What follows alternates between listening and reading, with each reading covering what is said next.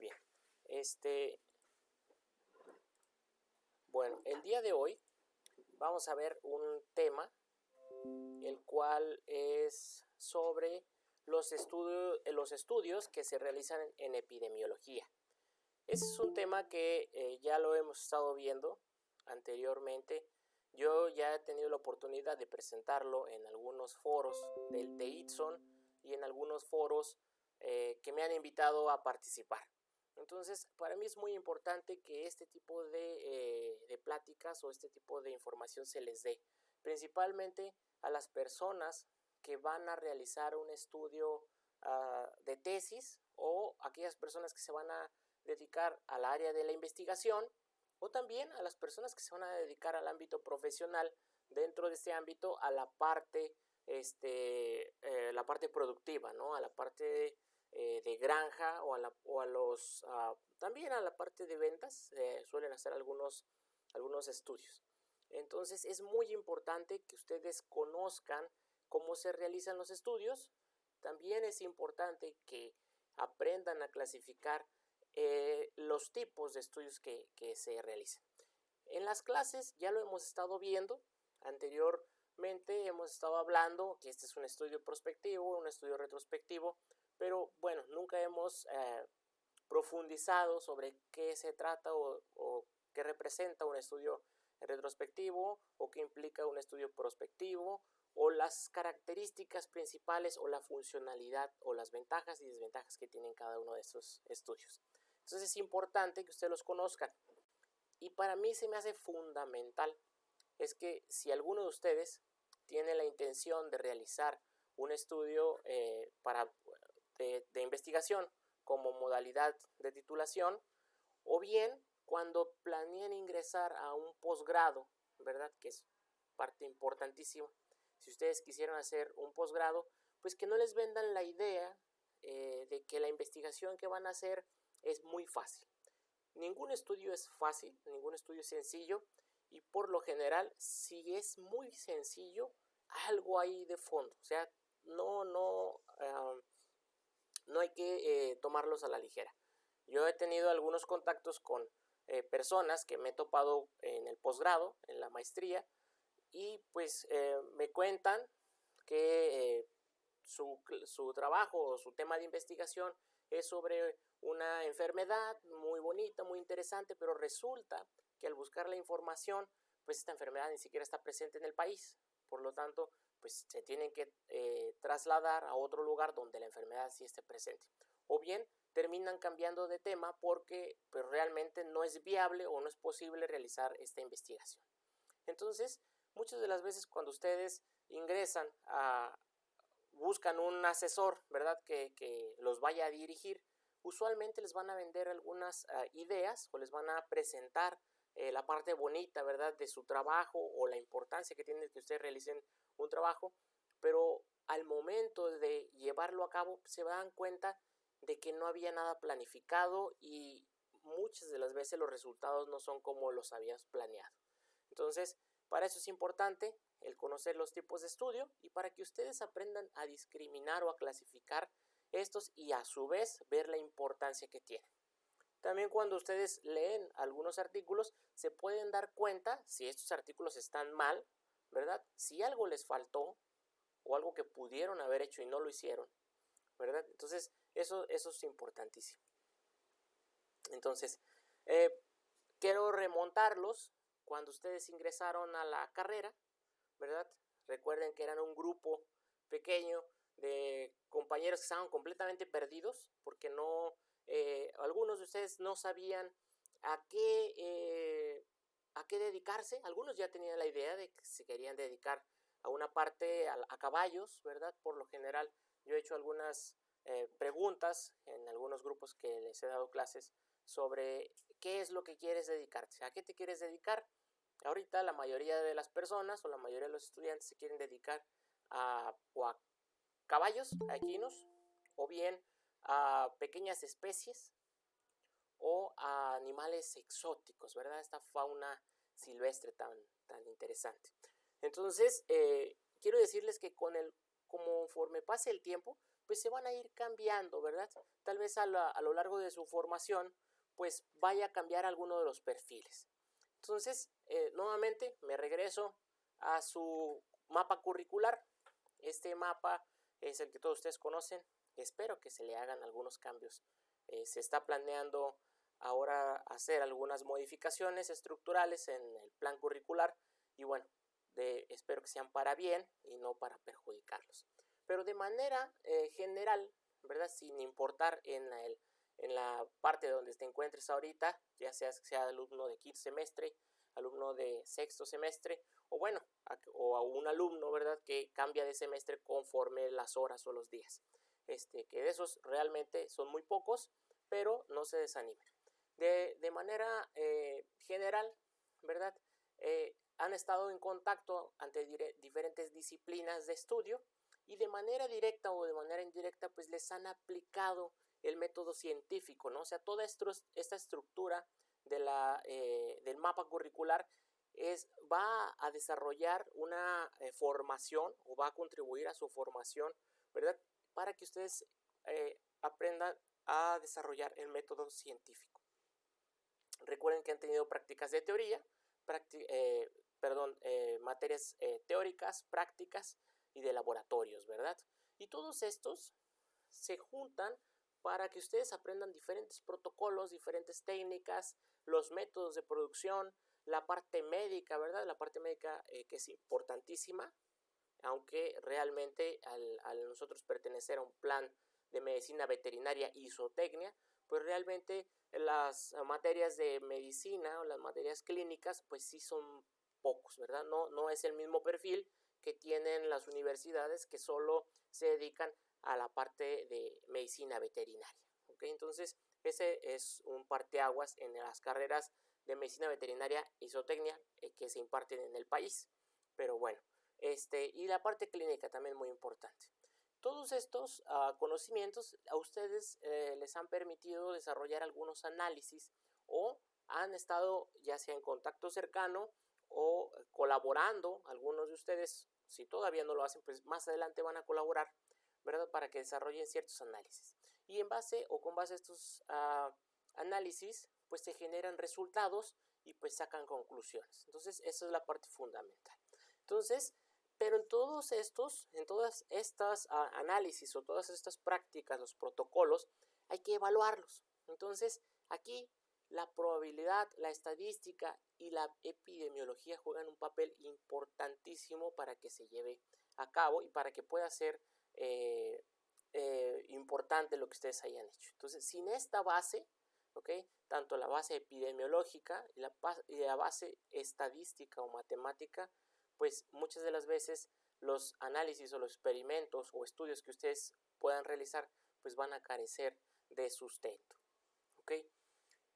Yéndonos a la parte de los análisis en general, y nosotros ahora enfocándolos a un análisis epidemiológico, pues vemos que tenemos análisis productivos, ¿verdad? Nosotros podemos hacer un análisis productivo con base a evaluar algunos parámetros dentro de unas unidades de producción. Probar algunos efectos, ¿verdad? De medicamentos, importantísimo, cuando nosotros queremos determinar si un medicamento es eficiente o tiene efecto positivo o negativo al administrarlo en un grupo, ¿verdad? Eso nos compete a nosotros. No sé si ustedes el día de hoy se despertaron con una de las noticias, ¿no? De que la dexametasona tiene un efecto importante ante los pacientes crónicos, muy importante que lo recalcan, solo en los pacientes crónicos o los pacientes graves, ¿verdad? Los pacientes estos graves, el uso de la dexametasona en pacientes COVID positivos. Entonces, para eso sirven esos estudios. Entonces, me gustaría que ustedes al paso de estos días, pues traten de evaluar o de criticar este tipo de información que se está dando. ¿Okay? Podemos evaluar también algunas variaciones de protocolos, ¿okay? Poniendo un ejemplo muy simple que ustedes les dan, protocolos de sincronización en vacas, ¿verdad? Manejos reproductivos, estos los podemos hacer y comparar cuál protocolo es mejor o hacer combinaciones de estos protocolos, ¿verdad? Probar algunas dietas, evaluar una dieta A versus una dieta B y compararla con una dieta control, ¿verdad? También eso es importantísimo. O ver causas de mortalidad o causas de enfermedad, ¿verdad? Por ejemplo, si nosotros aislamos un agente y este agente lo inoculamos a otros individuos, por ejemplo aves, ¿verdad? Aves de engorda, pudiéramos estar viendo si estos individuos se enferman o no se enferman y ver qué tanto se infectan o qué tanto se distribuye o se disemina esta enfermedad, o bien ver las lesiones que provoca una vez inoculadas. ¿Ok? Entonces, todo esto es fundamental tanto para su trabajo, esto es su trabajo ya cuando entran a la parte profesional. Si ustedes se quieren dedicar a la parte de investigación o bien hacer una tesis también, o esto les va a abrir las puertas a un posgrado. Entonces, si ustedes aprenden a evaluar todos estos criterios, pues van a desarrollar un sentido crítico, el cual les va a venir muy bien cuando ustedes quieran aspirar o ingresar a un posgrado. Esta serie de imágenes lo que representan es cuando alguien les propone una idea, ¿verdad? En este caso su asesor o su jefe, poniéndolo en la parte profesional, oye, ¿qué te parece si evaluamos este nutrimento o este aditivo, o vamos a evaluar este antibiótico, o vamos a evaluar esta dieta, ¿verdad? Entonces cuando te lo dan, ¿ok? La idea es que esa persona te diga qué hacer, ¿ok? Esa persona te describa todos los pasos que tú tienes que elaborar. Si no te los está escribiendo, pues si no te lo está escribiendo, perdón, lo que va a hacer es que te va a poner a pensar o te va a dejar con un montón de preguntas, ¿ok? Entonces, esta parte que es que un asesor en este caso o un jefe, ¿verdad? Te dirija, pues no se va a llevar a cabo. Y si lo ponemos en la parte de que ustedes quisieran hacer una tesis nuevamente, deben de aplicar el método científico, ¿no? Saber, a principio tienen que observar el problema, tienen que observar algo que esté ocurriendo, se deben de generar o se deben de plantear algunas preguntas, generar una hipótesis que básicamente esta es la que es el parteaguas para su investigación y que más adelante vamos a aprender a elaborar estas hipótesis, ¿ok? Se debe de conducir el experimento o el estudio y lo que se busca es llegar a una conclusión y con base a esta conclusión pues reportar algunos resultados, que por lo general los asesores son los que tienen el crédito, ¿verdad? O si es importante, pues también los individuos que participaron se llevan gran parte de este crédito, ¿no? Entonces, la manera de reportarlos es en congresos, en asambleas, en revistas o en artículos científicos, ¿verdad? Entonces, todo esto debe de ser completamente estructurado para generar un buen reporte o reportar todo lo que estemos encontrando. Y por lo general, vemos que cuando ustedes van con su asesor, en este caso asesor de investigación, pues lo que termina haciendo es destrozando todo su trabajo, pero ese trabajo lo están destrozando porque desde un principio no fue planeado o no fue desarrollado de manera adecuada. Entonces, esto es lo que tenemos que evitar. Imagínense que ustedes dentro de una empresa estén evaluando una dieta, en la cual, por ejemplo, en cerdos, que evalúen una dieta por 15 semanas y que hasta el final de las 15 semanas se den cuenta que algo no hicieron bien. Entonces, ¿qué es lo que les va a hacer el gerente o el dueño de la empresa? Pues va a cortarles la cabeza. ¿Por qué? Porque no lo hicieron bien. Entonces, hay que tratar de eliminarlo. ¿Okay? En la parte o en la investigación en epidemiología, ¿para qué podríamos investigar? O sea, ¿para qué nos sirve? ¿Okay? Primero, para prevenir o controlar o bien erradicar algunas enfermedades que tengan un impacto en salud pública y en salud animal, que es la parte que nos compete a nosotros. ¿Okay? Proteger a la población humana de enfermedades y peligros, por ejemplo, en una contaminación de alimentos. Recuerden que ustedes llevan una materia importantísima que es trazabilidad, ¿okay? O calidad de inocuidad de los alimentos. Ese tipo de materias, para esto nos sirven estos estudios. Mejorar la salud, ahí es mejorar la salud animal, ¿okay? Por ejemplo, incrementando la producción con base a establecer un estudio, ¿verdad? modificando algunas variables o algunos métodos de manejo, esto nos puede llevar a aumentar la producción. Y con esto, pues ser competente o ser más competente en un sector o en una región. ¿Ok? Promover y facilitar la exportación e importación de animales y subproductos pecuarios. Al estar nosotros certificando, por ejemplo, que una unidad de producción pues se encuentra libre de ciertas enfermedades con base a ciertos estudios, pues nosotros podemos mejorar esta parte. Entonces, esta tiene gran importancia. ¿Cómo se diseña una investigación? ¿Okay? Primero debemos de conocer el fenómeno que nosotros queremos estudiar, o sea, ¿qué es lo que nosotros vamos a hacer? ¿Cuál es el propósito de ese estudio? Ver las características que tienen los sujetos de estudio, ya que a partir de estos, pues es importante. Yo recuerdo yo trabajé en mi tesis de licenciatura con pecaríes de collar, que es un tipo de jabalí, y pues realmente en la que nos vimos, al no conocer las características de estos animales, ya que son sumamente agresivos, y a nosotros carecer de cierta capacitación en el manejo de esos individuos, pues resultaba muy complicado el hacer los muestreos o las manipulaciones de estos animales. ¿Okay?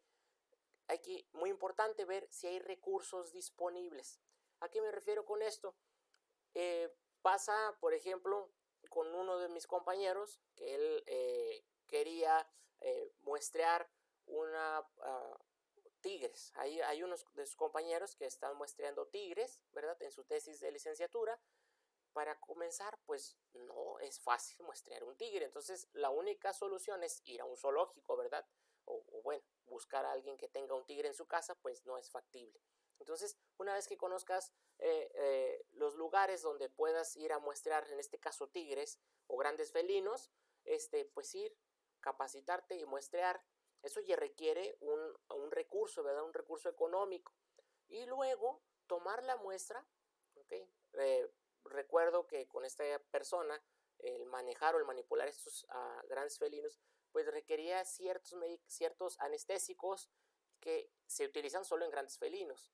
No se podía utilizar cualquier anestésico porque cabía la posibilidad de que este animal pues muriera. Entonces, no nos conviene que se muera un animal de ese tipo.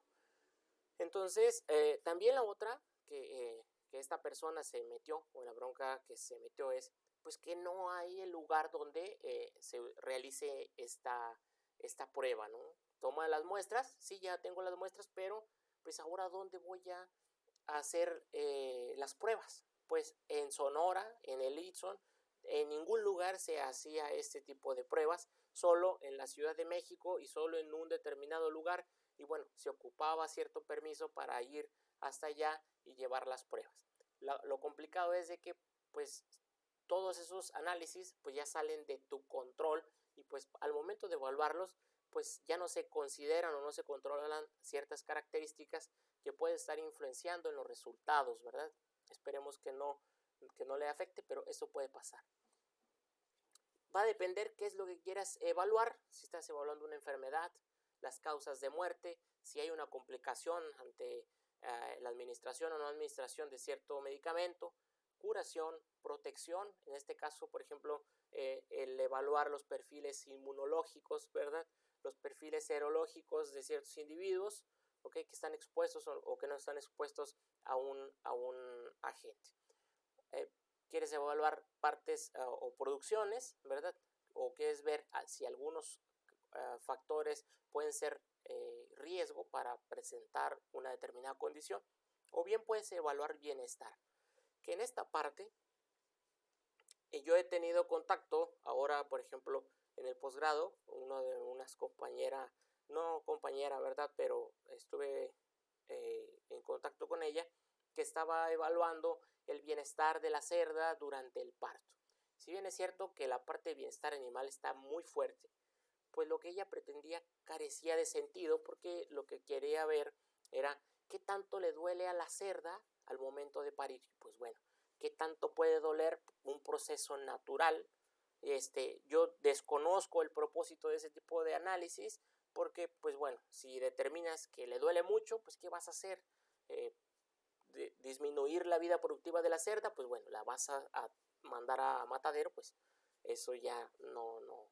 Y la otra es los métodos que se utilizan para evaluar el bienestar animal en humanos. Está bien, ¿verdad? A ciertas tecnologías, pero ahora se está implementando, por ejemplo, las expresiones faciales para evaluar el dolor o para evaluar el estrés. Y bueno, pues ahí ya son ideas muy complicadas que pues a mí no me va a extrañar que en algunos años sean las más utilizadas. Bueno, habría que ver, ¿ok? Y bueno, les quiero compartir este trabajo, ya que vamos a comentar algunas partes importantes de por qué este trabajo está mal, ¿ok? Porque este trabajo, si bien yo conozco al autor y desde un principio era uno de los temas muy interesantes, pero terminó saliendo todo lo contrario. El trabajo en este caso se llama Determinación de la presencia del virus de influenza aviar y anticuerpos contra la enfermedad de Newcastle en aves acuáticas migratorias recolectadas en el sur de Sonora en la temporada 2016-2017. Entonces, para dar una parte importante aquí, reconocen las enfermedades virales, tanto de influenza aviar y, bueno, la enfermedad de Newcastle. Son dos enfermedades virales que usualmente se presentan en aves de producción, en este caso en pollos. Pero recordemos nuevamente que las aves acuáticas migratorias, aquí tenemos la primer interrogante, pues ¿qué demonios es una ave acuática migratoria? Pues yo desconozco, ¿verdad? Está muy abierto porque puede estar abarcando no solo patos, sino cualquier ave que sea acuática y que migre, ¿no? O sea, podemos encontrar otras especies. En el caso solo se refería a los patos, a mi punto de vista, ¿verdad? Debería de ser únicamente patos. Recolectadas en cierto lugar en cierta temporada. Primer punto, estos son los resultados. ¿Okay? Estos son los resultados. Vemos aquí es una tabla, ¿verdad? Donde como título presenta resultados de la prueba de PCR en tiempo real. Esa parte, algunos autores así lo determinan, pero para mí es Q, es un cuantitativo RT-PCR, ¿ok? Para el virus de la influenza aviar. Tienen 10 números de viales, así lo reporta, o sea, 10 muestras, las cuales cada vial contiene 10 muestras de 10 animales. En este caso son muestras de sangre, ¿ok? Y bueno, esta es la especie de ave acuática, o sea, en este caso sí tenemos patos, pero también abarca cercetas, ¿verdad? Branta negra, cercetas, y pues quiero pensar que son otra variante que no es un pato, ¿ok? Para comenzar, son 73 muestras y al menos en los patos o en los animales que fueron más frecuentes, pues cada muestra tiene 10, o sea, de cada vial se encuentran dentro 10 sueros, ¿verdad? Que se mezclaron y se hizo un pool, así le llaman, ¿ok? Se hace un pool o se mezclan las 10 muestras. Lo ideal es de que en una muestra, pues, si sale positiva, ahora sí te vas a estas 10 muestras que metiste en el frasco 1 y pues analizarlas de una por una. Esto es para disminuir costos, ¿no?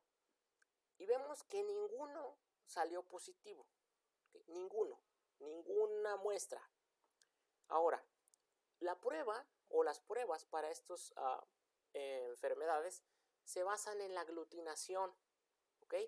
Entonces, si tú querías ver la presencia del virus, la prueba que tienes que hacer, o sea, el detectar la presencia del virus implica detectar el antígeno, ¿ok?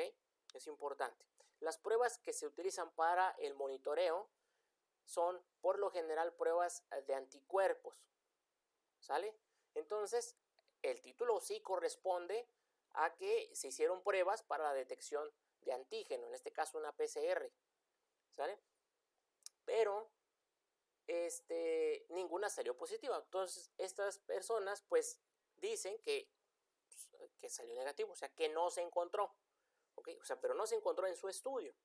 Primer punto, a mi manera de ver, son muchas cantidades o sea, sí se hacen pools, pero no se recomienda hacer pools de más de 5 muestras. Si los haces, lo que estás haciendo es que estás diluyendo demasiado la muestra, y si un animal estaba positivo, ya es muy complicado que los aparatos puedan detectar la presencia del material genético del virus. Entonces, este es el primer error, que dentro de cada muestra se homogenizaron muchas muestras, o se mezclaron muchas. ¿Okay? La otra es que ¿alguien sabe cuánto dura la viremia del virus de influenza aviar? ¿O el virus de influenza?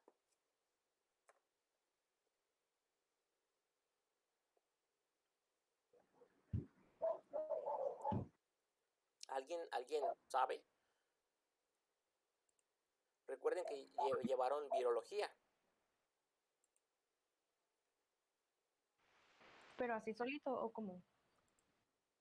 Como que así solito. O sea, después de extraerlo del animal o... No, o sea, el virus, una vez, imagínate que tú el día de mañana, ¿okay?, salgas con tus amigos, que bueno, no se puede salir, pero salgas con tus amigos, y al día siguiente te sientes mal, ¿ok? Y bueno, te hagas una prueba, que afortunadamente salgas negativa a coronavirus, pero salgas positiva a influenza. ¿Alguien sabe cuánto dura la viremia de influenza? Los que llevaron conmigo patología ya lo saben. Y los demás ya llevaron virología. O bueno, te digan un número, no pasa nada. Yo no me acuerdo exactamente, pero era muy poquito. Bueno, pero ¿cuánto es poquito?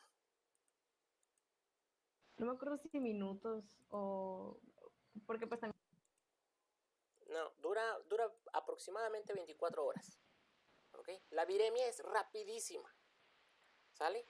Ahora, cuando los animales ya no los encontramos, o sea, cuando los animales ya no están virémicos, que es por lo general en el virus de influenza, después de 24 horas de infectados, ya no vamos a encontrar el virus dentro de la sangre. Ahora, la muestra en este caso era sangre, ¿sí? Entonces, a menos de que esta ave se haya infectado un día antes y al día siguiente la sacrifiques, pudieras encontrar el material genético, pero si no, no es posible encontrarlo en suero o en sangre. Donde sí pudiéramos encontrarlo es en tejidos, pero en este caso lo que están analizando son muestras de sangre o de suero.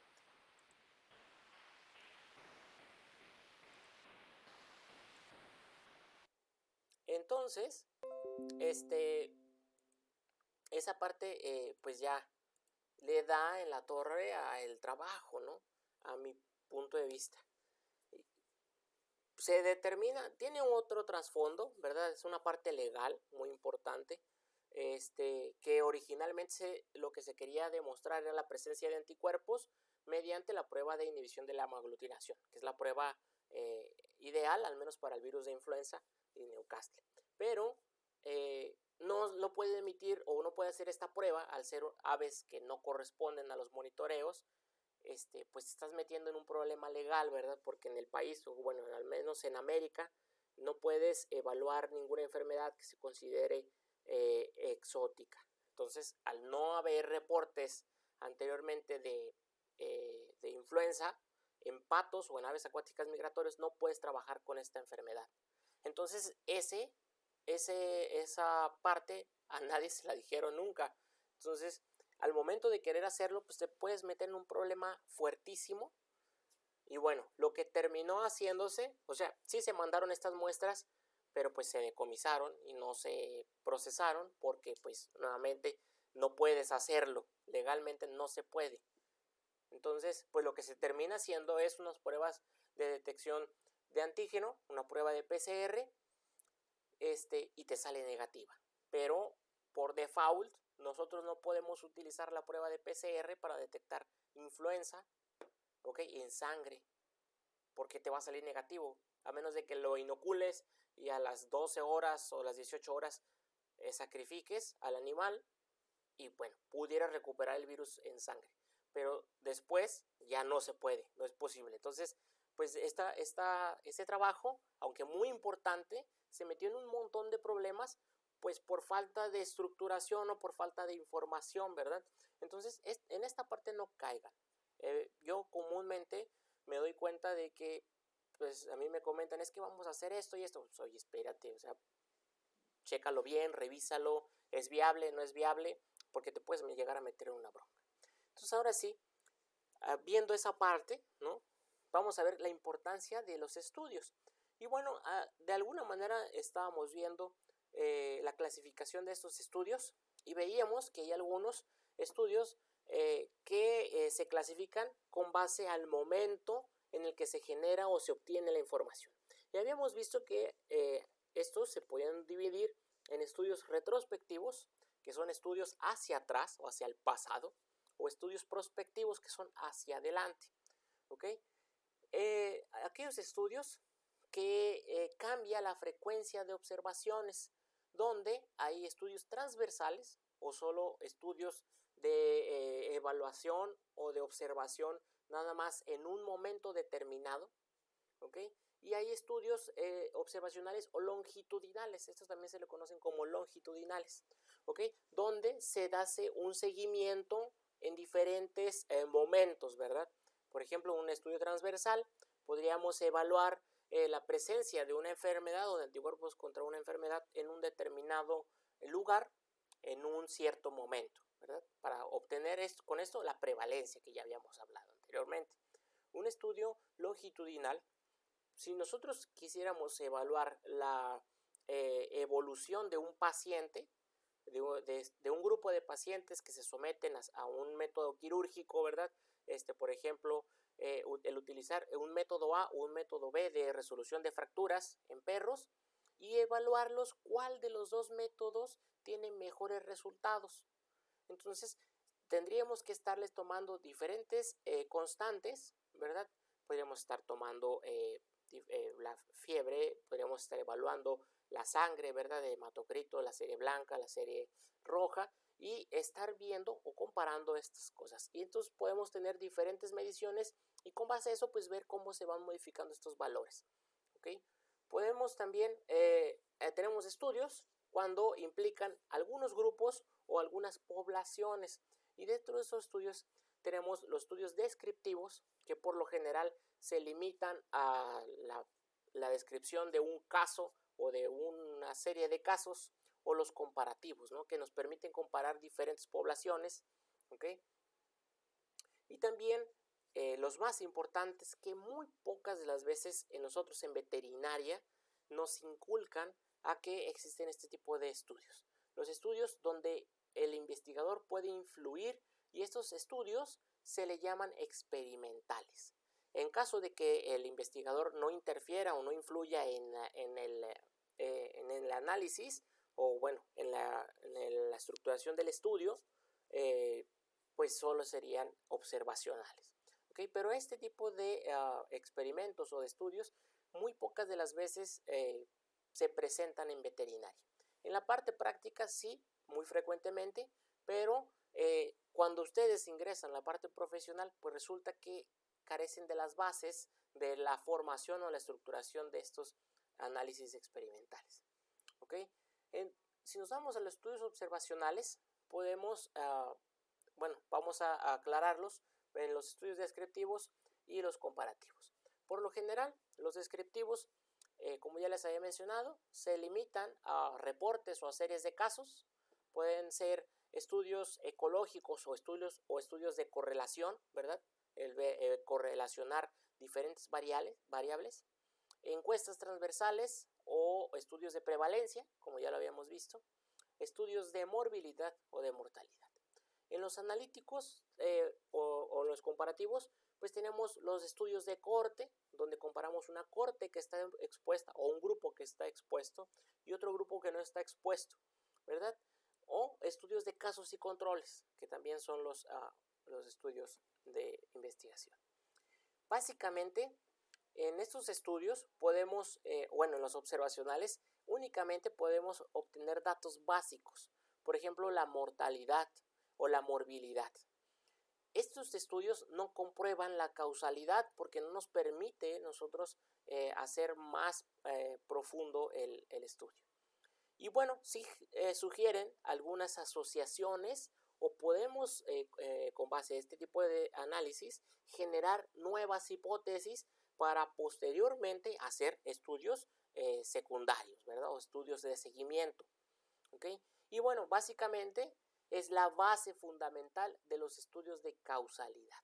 Y tenemos algunos ejemplos, por ejemplo, los reportes en la parte de reportes y series de casos que se limitan a describir o a dar una descripción detallada de algunos individuos o pacientes que tienen una característica especial. Por ejemplo, enfermedades que son raras o presentaciones de enfermedades que son atípicas y que lo cual al momento de darlos o de presentarlos, nosotros podemos aportar información para el conocimiento, ¿verdad?, de la enfermedad. ¿Okay? Por ejemplo, tenemos un estudio que hace algunos años lo presentamos en uno de los congresos, donde es el reporte de 3 casos de coccidioidomicosis testicular en caninos, ¿verdad? O sea, en el laboratorio de patología, en algunas ocasiones llegaban muestras de testículo o casos de necropsias donde había lesiones en el testículo. Y la sorpresa para nosotros era que al momento de hacer el análisis histopatológico, pues se veían lesiones o se encontraban esférulas, ¿verdad? Compatibles con coccidioidomicosis o con coccidioidisimitis. Entonces es una presentación de coccidioidomicosis atípica, la cual al desarrollar este tipo de reporte, ¿verdad?, se aporta información nueva para que en otros lugares la conozcan.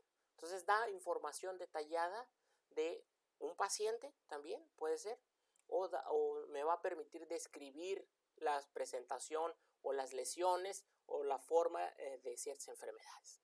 Tenemos este otro, caracterización de las lesiones del virus de mancha blanca, que es una enfermedad viral que se presenta en los camarones, ¿verdad? ¿Okay?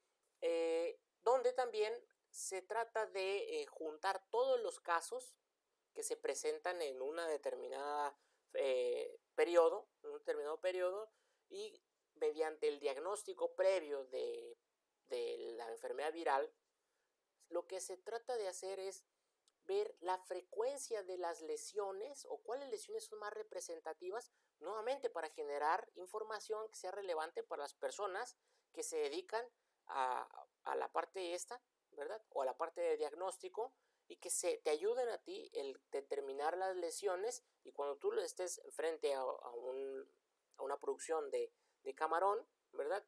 Pues y veas este tipo de lesiones, pues puedas pensar en la presencia de enfermedades virales como estas. O esta otra, que es uno de los trabajos, para mí es el primer trabajo que hice yo, el cual se publicó en la revista del Itson. Si no lo saben, el Itson tiene una revista de difusión, pero es una revista donde ustedes pueden presentar trabajos, ¿ok? Entonces, lo que tratamos de ver en aquel momento era dar una interpretación a las lesiones histopatológicas o histológicas de circovirus porcino tipo 2, donde se juntan todos los casos que han sido diagnosticados en un determinado momento, y lo que se hace es tratar de asociar a una etapa, ¿verdad? Ya sea, por ejemplo, cuando es una infección incipiente o que apenas está comenzando, cuando ya está plenamente establecida, o cuando puede ser inmunosupresión y que te genera ciertas coinfecciones. Entonces, el encontrar ciertas lesiones a ti te ayuda para ver el estado de la enfermedad. Entonces, para mí, yo creo que es uno de los estudios o la parte principal o la parte inicial cuando yo me acerqué a esta parte de la investigación. ¿Ok? O bien ver la frecuencia de enfermedades digestivas que se presentan comúnmente, o aquellas enfermedades que ya casi no se ven dentro de las granjas. Y bien, aquí reportábamos algunas enfermedades que son raras, que por lo general ahora con los métodos de medicación y los métodos preventivos que se utilizan en la granja ya no suelen verse, pero que ahorita nos estamos dando cuenta que en ciertos periodos o en ciertos momentos suelen presentarse. Entonces, hay algunas enfermedades que ya se olvidaron, pero están empezando a volver a encontrarse. Y esto puede ser porque las técnicas de diagnóstico se mejoran. Entonces, algunas enfermedades que antes ya no las encontrábamos porque ya no las buscábamos, pues ahora al mejorarse ciertas técnicas de diagnóstico, pues las volvemos a encontrar. Entonces, podríamos nosotros ver que tal vez estas enfermedades que ya no se consideraban, ¿ok?, y que sí están presentes, también pueden estar jugando un papel importante en la exacerbación de algunos casos, ¿verdad? ¿Ok? ¿Qué utilidad tienen este tipo de análisis? Pues descubrir enfermedades nuevas o cuadros clínicos distintos o atípicos, como ya lo habíamos mencionado. Identificar el inicio o la presencia de un brote o de una pandemia o de una epidemia. Identificar grupos de alto riesgo, ¿verdad? Por ejemplo, con las investigaciones que se han desarrollado ahora, que la comunidad científica ha estado muy activa ahora con este problema, ¿verdad?, de SARS-CoV-2. Se han detectado un montón, ¿verdad? Parece que la comunidad científica realmente sí hace ciencia y no como antes que veíamos que por lo general estaba muy apagada. Ahorita día con día se está generando información nueva. Es impresionante la cantidad de artículos que al día de hoy se encuentran publicados de una enfermedad que salió recién en últimos del año pasado. O sea, no han pasado ni la mitad de un año y hay una gran cantidad de información. ¿Okay? Manifestaciones poco conocidas de un proceso, descripciones de efectos debidos a un fármaco, ¿okay? Identificar nuevas técnicas de diagnóstico, es una parte importante, generar algunas nuevas hipótesis o dar un apoyo a la vigilancia epidemiológica. Y tienen algunas ventajas, ¿okay? Estos estudios son muy fáciles de hacer porque por lo general implican información que ya estaba presente. Los estudios que les había mencionado era información que ya se encontraba. Lo único que se hace es recopilarla y darle un enfoque y analizarla, ¿ok? Esto también repercute en la economía, o sea, porque para el investigador no va a generar un egreso fuerte, ¿verdad?, ya que son muy económicos. Por lo tanto, son más viables. Y son uno de los eslabones en la parte clínica y en la parte epidemiología. ¿Tienen algunas desventajas? Sí, pues porque no hay grupos de comparación. Entonces se limitan solo a presentaciones atípicas o a cosas o casos raros. Hay parte importante, más adelante vamos a ver qué implican los sesgos en una investigación, pero podemos tener sesgos de selección porque únicamente estamos seleccionando o evaluando al grupo que solo está afectado. ¿Okay? Solo se demuestran a los positivos o solo se demuestran a los que tienen lesiones o los que presentaron la enfermedad, pero nunca se trata de ver un panorama general. Y bueno, solo es una experiencia de un individuo, por lo tanto la probabilidad de que se vuelva a presentar, pues muchas de las veces es casi nula. A mí por eso me estresaban los estudios que se hacen en patología, porque cuando te van enseñando, ¿verdad? Por ejemplo, en los seminarios de patología de la Facultad de Veterinaria de la UNAM, pues son la exposición de piezas, ¿verdad? De piezas de malformaciones o de tumores, pero pues que se presentan muy pocas veces. Entonces, por eso a mí en la parte clínica, bueno, la parte de diagnóstico en patología no me llama tanto la atención. Me llama más la atención la parte de patología de población, que esta ya es más interesante porque pues, ahí sí hay una mejor interacción. Los estudios ecológicos o los estudios de correlación, estos funcionan o sirven para describir las características generales y esos no son estudios individuales de una población, ¿okay? Y miden el grado de correlación entre otros factores, ¿verdad?, y una enfermedad. Por ejemplo, en este caso la unidad de análisis son grupos, ¿verdad?, que están definidos geográficamente en un lugar. Eso hay que recalcarlo. Son grupos que están definidos en un cierto lugar, o en alguna población o en alguna comunidad.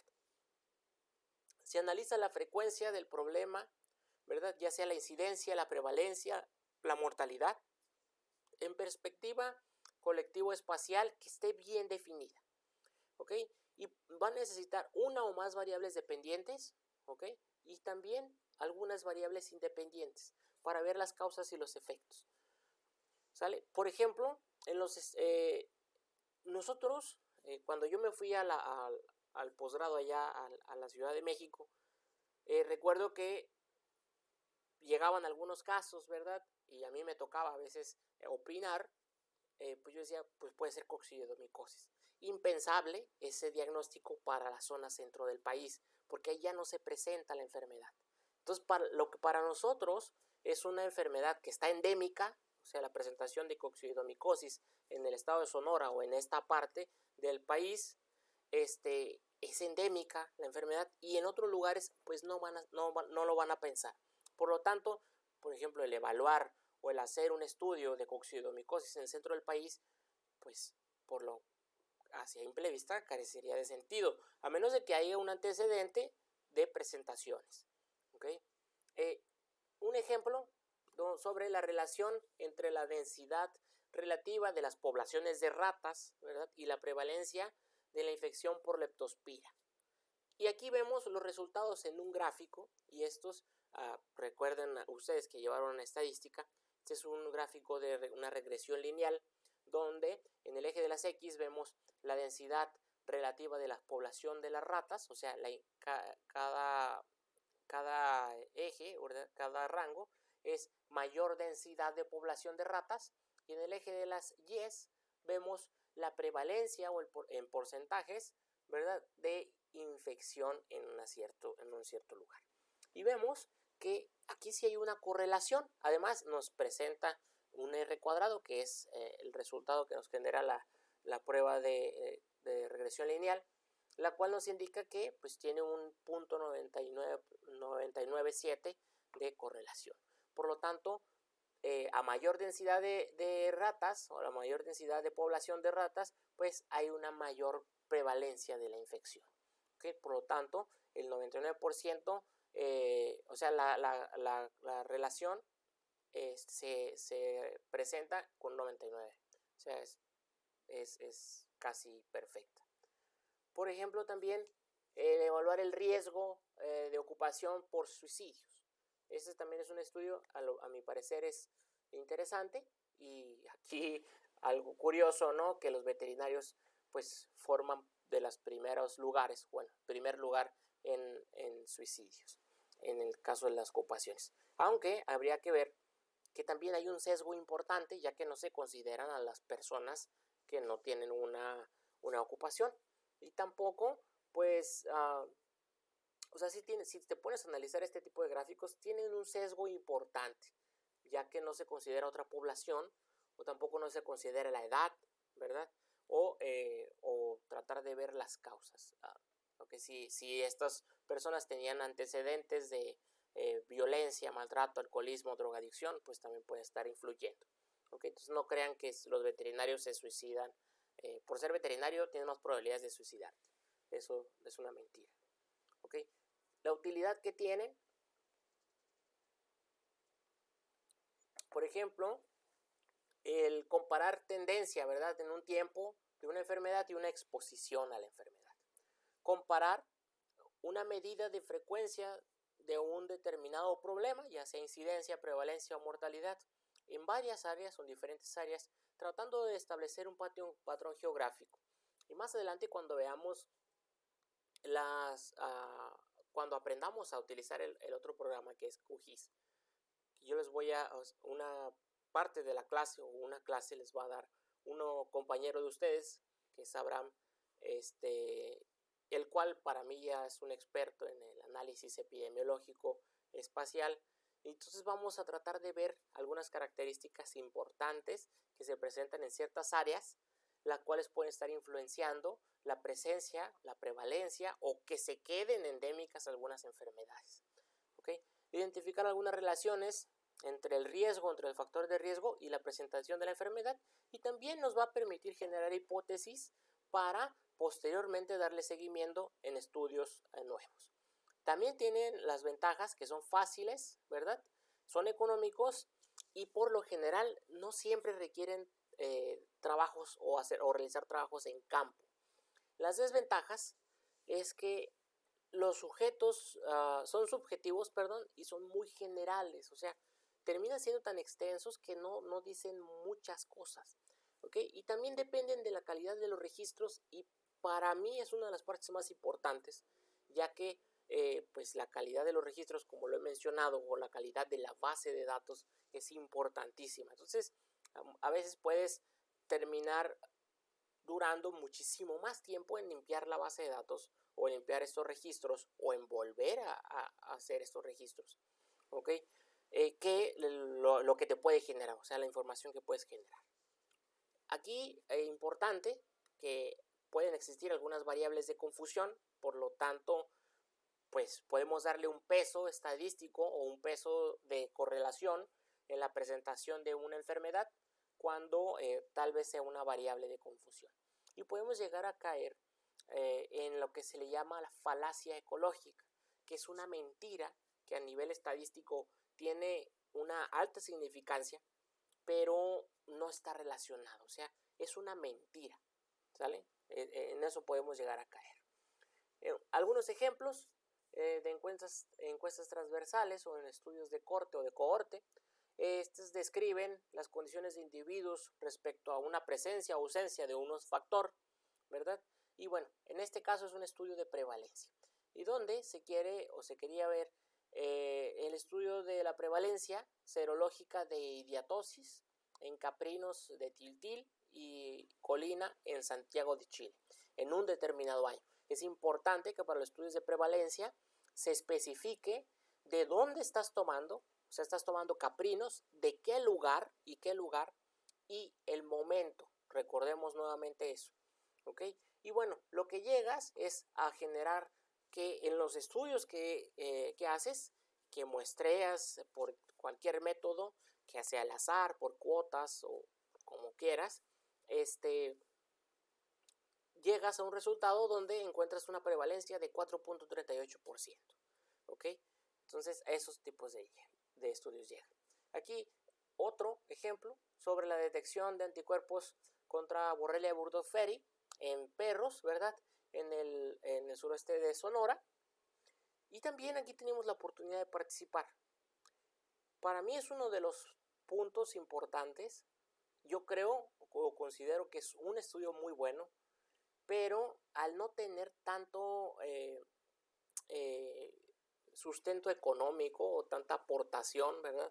Ya que fue básicamente estudios independientes por este grupo de investigación del doctor Molina, pues terminas en encontrar o en ser un estudio muy pobre, y que termina en un congreso y que no se publica. Y bueno, pues para mí la importancia es muy alta, pero al carecer de impacto económico, ¿verdad? Muchas de las veces pues sí, los trabajos se quedan donde la gente los olvida, ¿ok? ¿Qué utilidad tiene? Pues estimar prevalencias, ¿verdad? De una enfermedad o de un factor de riesgo, describir la distribución de la enfermedad, ¿verdad? Y el factor de riesgo en una población, estimar necesidades preventivas, curativas o de rehabilitación, evaluar programas de salud, es muy importante, evaluar programas de salud. También van a generar hipótesis, pero esta es la primera etapa de un estudio de un estudio prospectivo, o sea, de un estudio hacia adelante, ¿ok? Entonces hay que tenerlos en cuenta. También tiene sus ventajas, básicamente las que ya habíamos mencionado anteriormente. Y en cuanto a sus desventajas, es que no aplican en enfermedades que son muy cortas o que tienen una duración muy corta o que son muy baja la frecuencia de presentación, ¿ok? Tenemos sesgos, porque hay sesgos de supervivencia. Recordemos que hay algunos animales que pueden llegar a vivir más tiempo. Y también tenemos sesgos de selección, que tal vez no estemos tomando animales adecuados. O bien poder tomar solo animales que estén presentando la enfermedad y con eso se incrementa la prevalencia, o tal vez solo tomar animales que no estén presentando las características y encontremos que no hay la presencia de la enfermedad. Entonces hay que tenerlo en cuenta. ¿Okay? Estudios de morbilidad y de mortalidad, en este caso describen la distribución y frecuencia de un problema de salud. Se basan principalmente en la información de registros rutinarios. ¿Okay? Por ejemplo, la situación epidemiológica de la rabia paralítica bovina en México durante estos años a estos años. Y con base a los registros de los reportes de los departamentos de sanidad, pues se lleva a cabo que ciertos o en determinados momentos o en determinados lugares, pues se encuentra la presencia o la ausencia de la enfermedad. Cuando veamos la parte de mapas, vamos a ver la importancia que tienen este tipo de estudios ahora que se están presentando algunas enfermedades que se están distribuyendo con el paso de los años. Y es parte de la tesis de este chico de Abraham. ¿Ok? O por ejemplo este también es un estudio que hicimos ya hace algunos años, donde vemos la resistencia bacteriana a los quimioterapéuticos utilizados en cerdos con problemas digestivos y respiratorios. Y si pudieron observar, ya ven el tipo de gráfico, ¿verdad? Son los gráficos generados con R, ¿ok? Y bueno, ustedes ya saben cómo se hizo este gráfico, ¿no? Entonces lo que estamos presentando aquí es únicamente las pruebas de sensibilidad al antibiótico, en este caso amoxicilina, contra enfermedades respiratorias de los cerdos.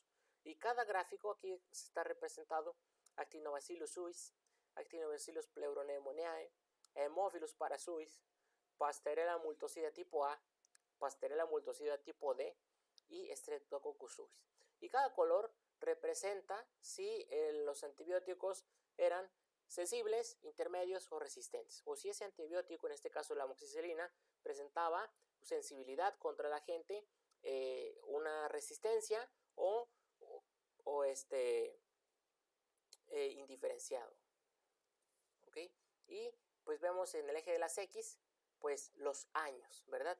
O sea, vemos aquí nada más para ver, por ejemplo, aquí esta parte se me hace interesante, donde vemos que Actinobacillus pleuropneumoniae en el año 2012, 13, 14, pues los casos o los números reportados de la sensibilidad fueron bajando, y conforme pasan los años la resistencia se comenzaron a presentarse más casos de resistencia. Entonces, algo importantísimo que con el uso de registros pueden dar una gran cantidad de información.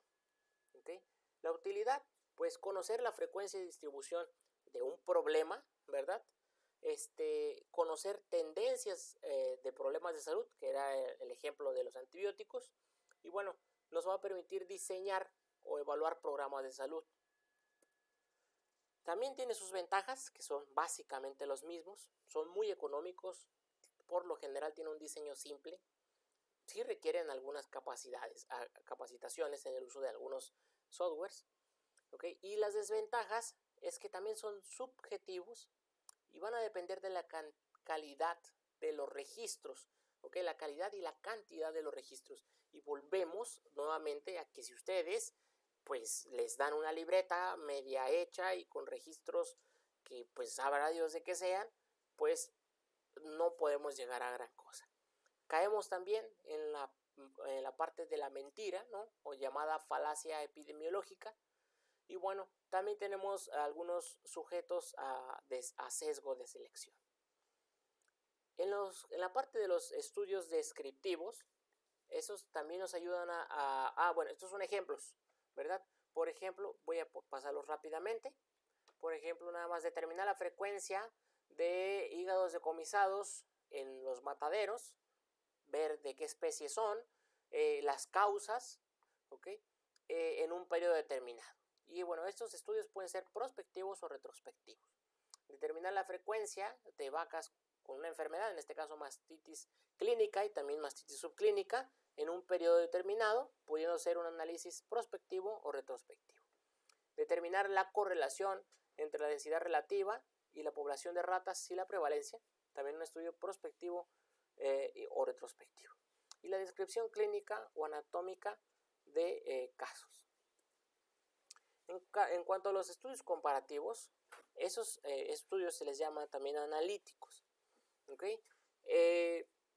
Y bueno, dentro de estos estudios podemos nosotros evaluar hipótesis o llegar a asociaciones. Y en la parte de las asociaciones podemos tener grupos de estudios o grupos controles. Y lo que pretendemos aquí es comparar, ¿no?, tanto grupos de estudios como grupos controles y comparar el riesgo que tienen. ¿Okay? Por ejemplo, la presentación de pasteurilosis neumónica, ¿okay?, en becerras que se encuentran bajo techo y becerras que se encuentran al aire libre. Entonces, nosotros estamos comparando el mismo agente, pero en dos lugares diferentes. Y queremos ver en dónde, en este caso las becerras, pues se enferman más de un agente determinado. Lo que pretendemos es que el análisis o bien puede ser prospectivo o retrospectivo, ¿ok? En el caso de los prospectivos, se seleccionan bajo la presencia o la ausencia de lo que queremos medir. En este caso, en los que son prospectivos, ¿verdad?, en la ausencia o presencia del riesgo o del factor de riesgo, y en los retrospectivos, en presencia o ausencia del efecto, en este caso de la enfermedad. ¿Ok? ¿Qué es lo que pretendemos? Es encontrar una relación en un estudio prospectivo, ¿verdad? Nosotros estamos viendo la causa y queremos ver el efecto que provoca. En el caso de los retrospectivos, queremos establecer la relación del efecto para llegar a la causa que lo generó. ¿Okay? Va hacia atrás. ¿Okay? En el caso de los análisis causa-efecto, lo que vamos a comparar es una cohorte o un grupo expuesto con una cohorte o un grupo no expuesto. ¿Okay? En este caso, los expuestos pues, son los que tienen el factor de riesgo que queremos evaluar, y lo que el fin es evaluar en cada uno la aparición o la evolución del efecto y la relación en la diferencia de su frecuencia. ¿Okay? Por ejemplo, queremos nosotros, y de manera ideal, es que los individuos, ¿verdad?, que están expuestos, que tienen el factor de riesgo, pues se enfermen, ¿verdad?, la mayoría, y los que no están expuestos a ese factor de riesgo no se enfermen, ¿okay?, o se enfermen menos. Y aquí en esta parte lo estoy poniendo porque debemos de comparar con grupos homogéneos. No es bueno tener un grupo que tiene un factor de riesgo donde solo son 5 y otro grupo que no tiene el factor de riesgo y que son 1000. Entonces tienen que ser grupos homogéneos, tanto en especie tiene que ser lógico, pero en proporción. Tampoco es posible comparar animales pequeños con animales grandes, porque las características del animal o del individuo pues son diferentes, y esto los hace más o menos susceptibles a la presentación del factor de riesgo. Y todo esto ya lo saben. Lo que queremos ver es si se encuentra o no se encuentra el factor de riesgo, y lo que queremos evaluar es si está presente o no está presente el efecto. ¿Ok? Esto lo que queremos evaluar es que en este caso el riesgo relativo, o sea, encontrar que la tasa de incidencia en los animales expuestos sea mayor que en los animales no expuestos. Y esto ya lo hemos hecho con algunos ejercicios. ¿Ok? En el caso, este es un ejemplo de una enfermedad respiratoria en porcinos, y vemos que en el inicio del estudio es encontrar unidades de producción con una ventilación artificial y unidades de producción con ventilación natural. Se les da un seguimiento y lo que se quiere ver es el efecto, en este caso una enfermedad respiratoria, ¿okay? Evaluar la frecuencia de la enfermedad respiratoria en las dos unidades, ¿verdad?, de producción evaluadas. La utilidad de este tipo de estudios pues ya tiene mayores utilidades. Estimar la incidencia de la enfermedad en animales expuestos y no expuestos al factor de riesgo, y medir la fuerza de asociación entre el factor de riesgo y el efecto. Determinar la relación tiempo-respuesta y dosis-respuesta entre los factores de riesgo y el efecto, ya que a mayor dosis y tiempo de exposición al factor de riesgo, pues mayor va a ser la frecuencia de la enfermedad.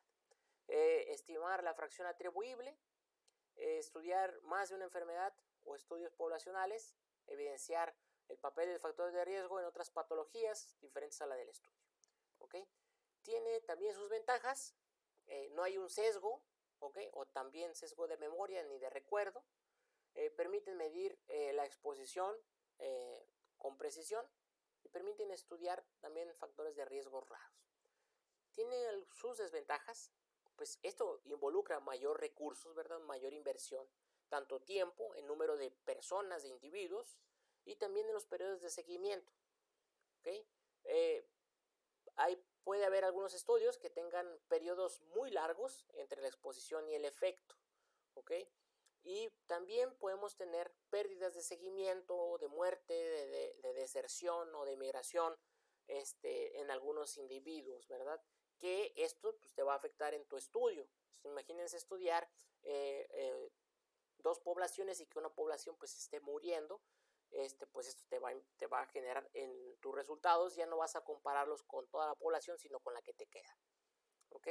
Y en el caso de los estudios que van del efecto a la causa, estos también se comparan con estudios de casos y con poblaciones de control. ¿Ok? Donde nos vamos desde dos poblaciones, ¿ok? Donde en un lugar se están presentando los casos y en otro lugar lo tomamos como control. Retrocedemos el tiempo y lo que queremos evaluar es que el grupo de donde se están presentando los casos efectivamente tenga el factor de riesgo, ¿verdad? Y en el caso de los controles, pues que no tenga este factor de riesgo. Y lo que queremos también aquí es evaluar que la frecuencia de los casos con el factor de riesgo mayor, o sea, que la frecuencia de los grupos controles. ¿Okay? Lo que queremos ver en esto ahora es los momios o los odds ratio, ¿verdad? Que tengan que ser mayores en los expuestos que en los no expuestos. Por ejemplo, vemos el efecto, en este caso la enfermedad o la brucelosis bovina, ¿verdad? Cuando inicie el estudio tenemos que buscar atos que no tengan el problema de brucelosis y atos que sí tengan un problema de brucelosis. Nos vamos a retroceder en el tiempo y encontramos que los que son positivos, pues vamos a encontrar la presencia de brucela y los que no, pues no vamos a encontrar a brucela. ¿Ok? Pero va a depender también el tamaño del hato, la densidad de la población, el manejo y los programas que se utilicen de vacunación. También tiene una gran cantidad de utilidad, ¿ok? Estimar la probabilidad de exposición a factores de riesgo en enfermos y sanos, ¿ok? También nos permite estudiar enfermedades raras o poco frecuentes. Tiene sus ventajas, ¿ok? Por ejemplo, podemos evaluar múltiples factores de riesgo para una enfermedad. Son rápidos, son poco costosos, requieren menos sujetos de estudios, no dependen de la incidencia de la enfermedad y no hay pérdidas de seguimiento porque vamos hacia atrás. Pero las desventajas es que no son eficientes para estudiar factores de riesgo raros. Podemos tener sesgos de memoria, de recuerdo o de selección. Son difíciles de establecer una relación temporal entre la exposición y la enfermedad. Y, por ejemplo, es difícil la selección de grupos de casos y controles con diagnósticos o con pruebas de laboratorio que tengan sensibilidades o especificidades bajas. Y pasamos a los grupos de experimentación o los grupos de intervención. En este caso podemos tener ensayos clínicos, por ejemplo los terapéuticos o los preventivos, o ensayos comunitarios que también pueden ser terapéuticos o preventivos. Y estos estudios se basan en la comprobación de la asociación causal entre factores causales y la enfermedad, en este caso no enfermedad, mediante la asignación aleatoria de dichos factores a los sujetos de estudio. Si quisiéramos ver los estudios de causa y efecto, lo que queremos ver es comparar un grupo de estudio y un grupo control, donde los grupos los elegiríamos al azar, completamente al azar, como lo había mencionado anteriormente uno de sus compañeros, ¿verdad?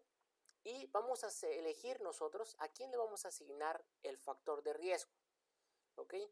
Y bueno, en el caso de los grupos controles, vamos a también seleccionarlos al azar y a estos no les vamos a dar un tratamiento o les vamos a dar un tratamiento placebo.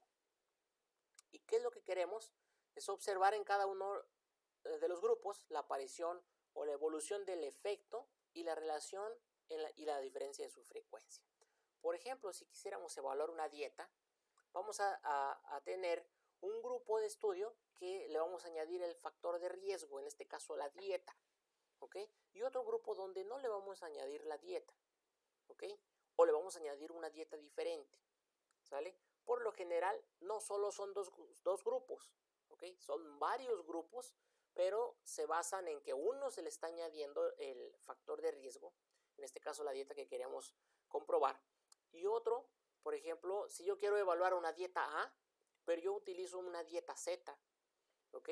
Lo que voy a hacer es seleccionar varios grupos, a un grupo le voy a evaluar la dieta A, que es la que quiero probar, al grupo 2 yo le voy a agregar la dieta Z, que es la que usualmente utilizo yo, y los voy a comparar con un grupo control, ¿verdad? Que no le voy a dar ni la dieta A ni la dieta Z, ¿ok? Para encontrar diferencias. ¿Okay? Nuevamente, tienen que ser grupos homogéneos, ¿verdad? Aquí, cuando veamos más adelante, vamos a hablar un poquito sobre, cuando veamos el análisis de varianza, me parece ahí es cuando vamos a ver, ¿verdad? La importancia de que en este caso, por ejemplo, la evaluación de la dieta, tendríamos que homogeneizar también, aparte de las edades, los sexos, porque yo no puedo, si en mi grupo de expuestos hay mayor cantidad de hembras, y en mi grupo control hay mayor cantidad de machos, o al revés, pues recuerden que los machos consumen más, por lo tanto tienen una mejor condición o una mejor conversión, y pues esto me puede ocasionar también problemas al tratar de discriminar si la dieta o el factor de riesgo que estoy evaluando pues es buena. ¿Okay? La ideal es que se les dé seguimiento, y lo que queremos encontrar es que la dieta que yo estoy probando pues a los cerdos pues los engorde más que a la dieta control o que a la que no les estoy dando. ¿Okay? También evaluamos exactamente lo mismo, ¿okay? Y lo que queremos ver es la frecuencia del efecto en el grupo de estudio, ¿verdad? Tiene que ser mayor a la del grupo control, porque es a la que yo no le estoy aplicando nada. Por ejemplo, aquí tenemos otro trabajo, ¿verdad? Que básicamente es el de mi tesis de la licenciatura, donde estamos comparando, ¿verdad? Los jabalís, bueno, los pecarís de collar, junto con un grupo de cerdos, cerdo doméstico, y a un grupo, ¿verdad? En este caso lo expusimos al factor de riesgo, en este caso la enfermedad del virus de Pierce, bueno, el virus de Pierce. Y lo que queríamos ver era, primero que nada, si se infectaba, y después lo que queríamos evaluar era si desarrollaba la enfermedad, y también que lo que queríamos ver era si diseminaba la enfermedad. Entonces se hacen una serie de pruebas, se llega a ciertos resultados, pero lo que nosotros estamos haciendo es que estamos influyendo en el resultado. O sea, nosotros estamos manipulando las variables de los diferentes grupos. ¿Okay? A esto me refiero con los grupos experimentales. O otro tesis, que para mí es una tesis muy, muy interesante, ¿verdad? Que es uno de los compañeros que hace poco acaban de egresar, ¿okay? Donde están evaluando la patogenicidad de un biotipo, o bueno, de varios biotipos de una enfermedad, en este caso Gallibacterium annatis, en pollos de engorda, donde tienen un grupo que se se selecciona al azar, quiero pensar que se seleccionó al azar, y se pasa a diferentes grupos, ¿verdad? Donde hay un grupo control y diferentes grupos, ¿verdad? Donde a estos grupos todavía hay algunas subdivisiones donde se seleccionan diferentes métodos de inoculación, ¿ok? Y lo que quieren evaluar es la patogenicidad de la enfermedad, también la presentación de la enfermedad en tiempo, ¿verdad? Por ejemplo, la administración por una vía o por otra vía, ¿ok? Entonces, este estudio está muy interesante. O otro, que también es un estudio salido de ahí de Itson, pero también tiene sus particularidades. Nuevamente, a mí me pidieron ayuda para ayudarlos con la representación gráfica.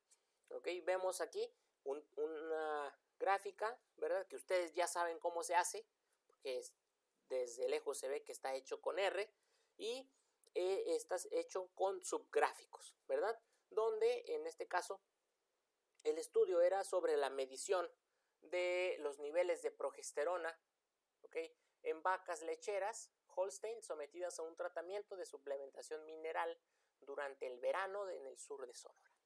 Ahora, esto realmente yo lo tengo que decir. En este caso el gráfico a mí se me hace muy interesante. El gráfico es, aquí tenemos los dos grupos, los grupos controles, ¿verdad? Y los grupos experimentales, ¿verdad? Solo son dos grupos, un grupo control y un grupo experimental. Pero dentro del grupo control, dentro de este estudio lo que se quería ver era si los animales quedaban o no quedaban gestantes bajo este tipo de mediciones, bajo la adición de este suplemento, de un suplemento que no sé la verdad qué era. Entonces, lo que está tratando de ver, en este caso es del grupo experimental, cuántos animales quedaron gestantes y cuántos animales quedaron no gestantes, ¿ok? Y del grupo control, cuántos animales quedaron gestantes y cuántos quedaron no gestantes. Al momento de yo hacer el gráfico, ¿verdad? Lo que me doy cuenta es que algo anda mal. ¿Alguien sabe qué es lo que anda mal en este gráfico? Pues no hay gestantes en control, pero no sé si sea por los datos o qué onda. ¿Qué? ¿Perdón? O sea, no sé si sea por falta de datos o porque no hubo gestantes en las de control. Es porque no hubo gestantes en el grupo control. Y aquí es lo primero que me llamó la atención. A mi punto de vista, el estudio está bien, está muy bien, ¿ok? ¿Por qué? Porque tiene sus fundamentos, pero lo primero que tiene es muy poquitos individuos, muy pocos individuos. Si yo quiero dar como un resultado el uso de un suplemento, ¿verdad? Y llegar a una conclusión, lo primero que tengo que hacer es establecer mi grupo, ¿verdad? Y estos primero que sean homogéneos y la otra es que sea un grupo considerable. Yo no puedo evaluar 5 contra 5. Y aquí O sea pasa. que cada color es una vaquita. ¿Mande? Cada color es una vaquita. No, cada punto. ¿Sí? Cada punto. Sí, Okay, cada punto que okay. aparece aquí. ¿Ok? Son varios. Pero de todos modos son menos de 30 individuos en los dos grupos. ¿Ok? Aquí algo importante es regla natural o regla general es, por ejemplo, en las pruebas de potencia, antes, ¿verdad? En los años 70, 80, se hacían pruebas de potencia para para la evaluación de un agente, por ejemplo, es una de las pruebas que se hace o que se hacía antes en humanos, se hacía con animales para después administrarse a los humanos, para poder ser aprobado para el uso humano, o bien también en animales se debió de haber hecho. Estas pruebas de potencia, lo que se hacía es, por ejemplo, si yo inoculaba si quería evaluar una vacuna, ¿ok? O quería evaluar un medicamento, yo podría seleccionar dos grupos. Imagínense tener un grupo de 10, para simplificarlo, que va a ser mi grupo control, y otro grupo de 10, que va a ser mi grupo experimental. Lo que yo quiero evaluar es la presentación, el efecto o no efecto de algo que yo quiera determinar. Por ejemplo, si yo quiero evaluar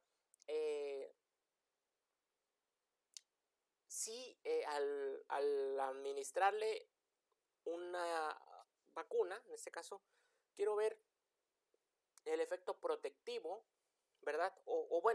Quiero ver el efecto que se genera una enfermedad a nivel hepático. Quiero ver el daño hepático, ¿ok? En un grupo. Entonces, lo primero que hago es que los voy a meter a mi grupo experimental un protector hepático, ¿verdad? Y al grupo control lo voy a inyectar, pero con un placebo, ¿ok?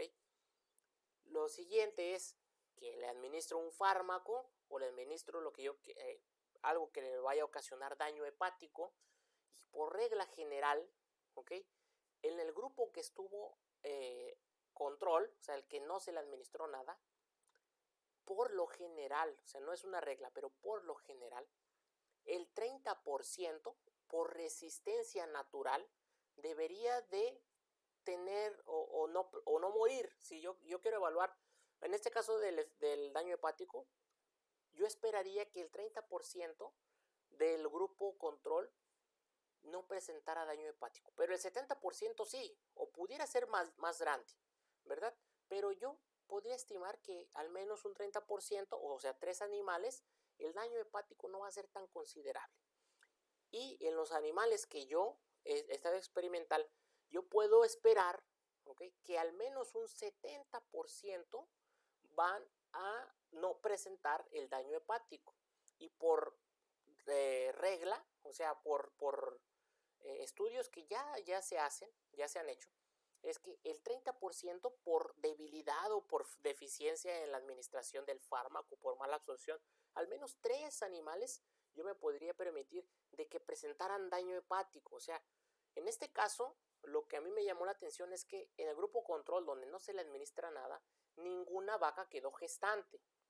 ¿Ok? Entonces yo esperaría que de 10 vacas, de manera natural, lo ideal es de que quedaran gestantes. O sea, porque lo que me está diciendo este estudio es de que, pues si no le administro nada, pues no me van a quedar gestantes, ¿no? Y eso no pasa, porque en la naturaleza, pues las vacas quedan gestantes. Entonces lo primero que a mí me llama la atención es, pues, ver los animales. ¿Por qué? Porque puede ser que en el grupo control no haya sido homogéneo y hayan caído los animales que tengan problemas reproductivos, animales que no sean de primer parto, animales que sean de diferentes partos, animales que tengan quistes, ¿verdad? Ováricos. Y bueno, que esto sea la razón de que en mi grupo control, en que yo no le estoy aplicando nada, pues no estén quedando gestantes. Y puede caer también que en mi grupo experimental caigan las mejores hembras. Y si yo hago eso de manera intencional, pues es fraude, ¿sale? Entonces, lo que hicimos platicando con las personas, pues era tratar de descartar, ¿verdad?, la presentación de un sesgo de selección de los grupos, ya que, pues, a simple vista, pues dice, oye, es que si yo no le administro nada, pues no me van a quedar gestantes. Pero la otra es que si yo le administro el suplemento mineral, ¿verdad? Pues solo la mitad me van a quedar gestantes, porque estos son los que sí quedaron gestantes, pero estos son los que no quedaron gestantes, ¿sale? Entonces son muy pocos. O sea, solo la mitad de los individuos quedaron gestantes. Y eso tampoco pasa. Entonces a mí me dice que aquí hay un sesgo de selección. Y yo lo pongo, yo le pedí permiso a este chico. Yo considero que es un buen estudio, pero hay un sesgo muy grande, ¿sale? Hay un sesgo muy grande que esto pues nos permite o no nos va a permitir que el trabajo tenga mayor difusión. Entonces, lo que se está planteando ahora es de que tratar de volver a muestrear o tratar de modificar. Y la otra es el lugar, ¿verdad?, de dónde o en el momento donde se desarrolló el proyecto, durante el verano, ¿ok? Aquí, pues también hay que tener cuidado porque tal vez no sea una buena elección el establecer el tipo de estudios, en este caso, durante el verano. Porque recordemos que las vacas aquí en esta zona, ¿verdad? Ustedes ya han llevado clases con las personas de bovinos, con los médicos o doctores de bovinos, y pues trabajan mucho con el estrés calórico. Entonces esto puede estar influyendo también. Entonces hay que tener cuidado, hay que tener cuidado. Yo les pregunté, nosotros leímos, ¿verdad? Porque a mí se me hacía increíble que no hubieran quedado gestantes. Y yo les pregunté que cuál es el nivel de progesterona, estos son nanogramos por mililitros, mínimo para considerarse, ¿verdad?, en un estudio hormonal, que el nivel de progesterona sea elevado como para considerarse como una vaca gestante. Y aquí vemos que en los no gestantes, pues tenemos algunos grupos, ¿verdad? Que pues están arriba de ese nivel de progesterona mínimo para considerarse como gestante, pero pues no están quedando gestantes. Entonces, yo creo que es a consecuencia de un sesgo muy grande de selección. Utilidad, comprobar hipótesis, ¿verdad? Realizar ensayos clínicos o terapéuticos, ensayos de hipótesis, comparar la proporción de efectos en grupos expuestos y en grupos no expuestos. También tiene sus ventajas y sus desventajas. Y como tiene sus ventajas, tiene sus desventajas, ya que en el caso de las desventajas, pues suelen ser más costosos, duran más tiempo, difícil generalizar por muestras seleccionadas, hay pérdidas de seguimiento, ¿verdad? Restricciones éticas, ¿verdad? Difícil de generalizar por intervenciones rígidas o controladas. Tienes muchas desventajas. Y aquí tengo algunos ejemplos, ¿verdad? De factores asociados y los efectos. Por ejemplo, los antimicrobianos, ¿ok? Y el efecto, si yo quiero evaluar la sensibilidad in vitro de cepas patógenas de cierto agente, ¿ok? Por ejemplo, las vacunas, ¿verdad? Yo quiero evaluar la protección que le confiere a ciertos individuos. Mezclas de ciertos fármacos a diferentes dosis, y lo que quiero evaluar es el tiempo de inmovilización y los efectos colaterales que puede presentar cierto individuo. En los tratamientos sistémicos con este agente, y que quiero ver el efecto que tiene, el efecto ovicida contra fasciola hepática, ¿ok? O evaluar una cepa, por ejemplo, y ver la morbilidad, la mortalidad, o las manifestaciones o presentaciones clínicas y las lesiones que provoca en ciertos individuos, ¿ok? Las tomas orales de ciertos, en este caso lactobacillus, ¿ok? Y quiero ver o evaluar la ganancia de peso y la incidencia de las diarreas en los lechones. Entonces, quiero ver si es benéfico o no es benéfico, ¿ok? Esperaba yo terminar, me quedan como 20 diapositivas, pero bueno, pues al ser ya el tiempo, pues lo dejamos hasta aquí y el viernes vamos a continuar con eso.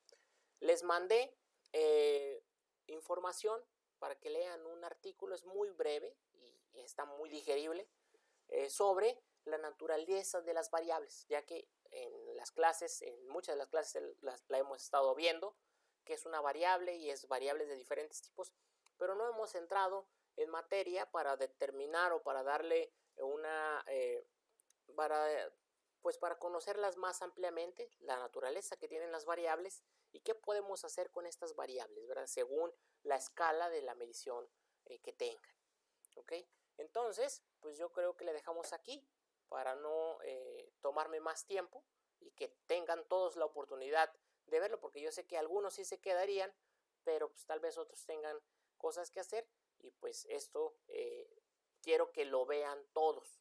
Okay, entonces ya sería muy cortito y el viernes continuaríamos con esto y comenzaríamos con el otro tema. Si alguien tiene preguntas, adelante.